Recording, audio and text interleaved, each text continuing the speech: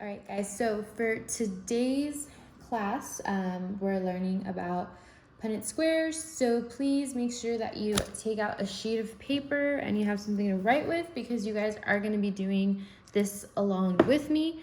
And when you're done, as I said on Google Classroom, I expect you to take a picture of this and then submit it with your Google document in order to get credit for today's work.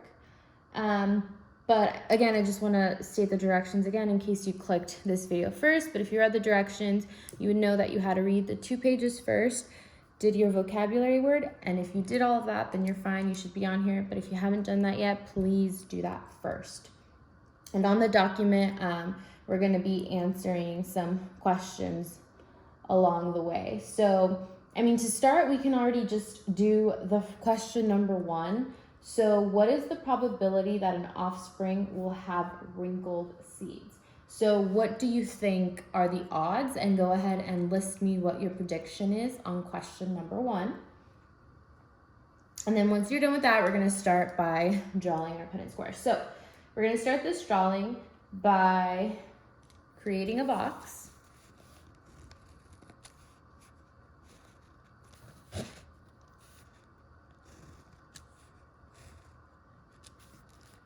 And then I'm going to divide it into 4 squares. So that is what a Punnett square box looks like. So I'm going to start by writing the male parents' alleles along the top of the square. So I'm just looking at what I was given. So I'm going to write a capital R and a lowercase r. And I know that the capital R is dominant over the little r because it is a capital R. So that is the males. And now I want you guys to go ahead and take a second. What do you guys think the female alleles are going to be? Again, they were given to you, so you should give or take know how to write those on there. All right, so you should have written down, again, capital R, then a lowercase r. And now what we're going to do is we are essentially going to multiply. So I'm going to do big R times big R. So I'm going to end up writing that. Now I have big R, little r. I'm going to write that. I have little r, big R. So I'm going to again write big R, little r.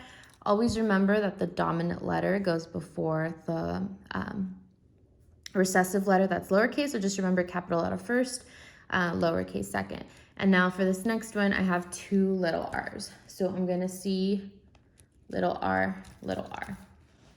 So that's what I would expect. So the completed square shows all the possible allele combinations of the offspring. So I can see that I have a homozygous dominant and I have a homozygous recessive. So I could potentially end up with those. But then I also have 2 hybrids that are still going to show me the dominant trait because we have a capital R, so that's what's going to show through. But they're hybrids because I have a capital R and I have a lowercase r. So once you're done with this, go ahead and take a picture of this and submit it with your work. Then I want you to go back on your Google Doc page, and I want you guys to read question number 2. So by looking at this Punnett square that we just did, what do you think is the probability that an offspring will have round seeds? And then I want you to explain your answer using your Punnett square. All right, guys, so you're all done, and I hope you guys have a great day.